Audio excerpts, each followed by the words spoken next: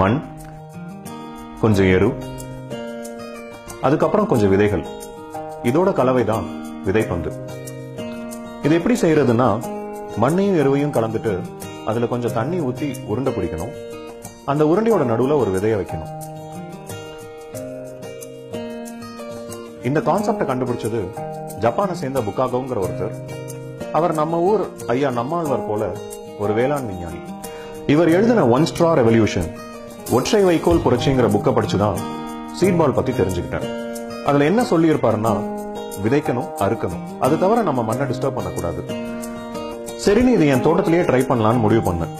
எங்கிட்ட இருந்த சில துவரை விதைகளை விதைப்பந்துகளா செஞ்சு தூவி விட்டுட்டு வந்திருந்தேன். ஒரு மாசம் கழிச்சு போய் பார்க்கும்போது அது முளைச்சிருந்தது. இது எனக்கு ஒரு புத்துணர்ச்சியை கொடுத்துச்சு. இந்த சீட் பால நண்பர்கள் எல்லாம் சேர்ந்து பண்ணலான்னு முடிவு பண்ணோம். நாங்க போன வருஷம் ஒரு 30,000 பந்துகள் கிட்ட செஞ்சிருந்தோம். அதை வரதா புயலுக்கு அப்புறம் தாம்பரம் சுத்தி உள்ள பகுதிகளில் தூவி விட்டுட்டு வந்தோம். இந்த விதைப்பந்துகள் செய்யறதுக்கு பெரிய செட்டப் ஒன்றும் தேவையில்லை. நம்ம வீட்டில் இருக்கிற சின்னவங்க பெரியவங்க எல்லாரும் ஓய்வு நேரத்தில் கூட செஞ்சு வைக்கலாம்.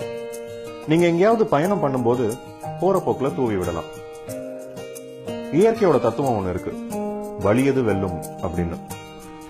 அதற்கான நீர் கிடைக்கும் போது அதுவா வளர்ந்துக்கும். இதை நீங்க ஃபாலோ பண்ணவோ ஃபென்ஸ் போடவோ தேவையில்லை.